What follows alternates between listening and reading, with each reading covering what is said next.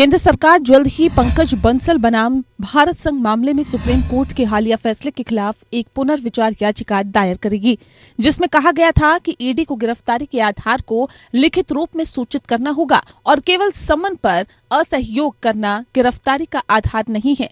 Solicitor general Tushar Mehta ने news click मामले में दिल्ली हाईकोर्ट के समक्ष ये दलील दी। दिल्ली हाईकोर्ट न्यूज क्लिक के प्रधान संपादक प्रबीर पुरकास्थ और HR हेड अमित चक्रवर्ती द्वारा दायर याचिकाओं पर सुनवाई कर रहा है, जिसमें कथित चीनी फंडिंग पर UAPA मामले में उनकी गिरफ्तारी को चुनौती दी गई है।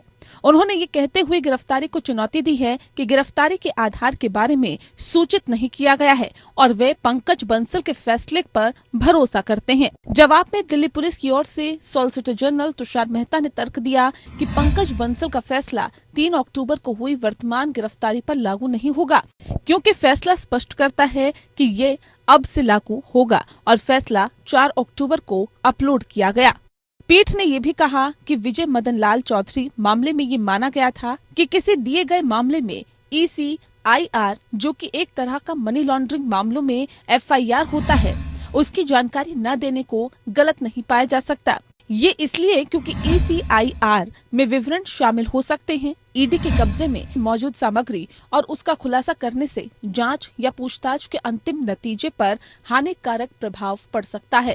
साथ ही ये भी माना गया कि जब तक व्यक्ति को उसकी गिरफ्तारी के आधार के बारे में सूचित किया जाता है, तब तक ये संविधान के अनुच्छेद 22(1) के आदेश का पर्याप्त अनुपालन होगा।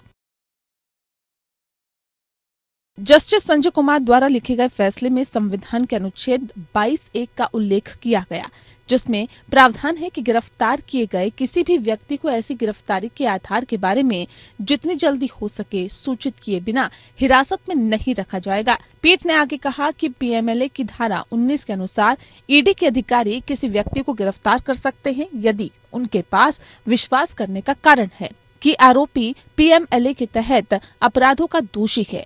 PMLA की धारा 45 के तहत जमानत पाने के लिए आरोपी को ये स्थापित करना होगा कि ये मानने का कोई उचित आधार नहीं है कि वह दोषी है।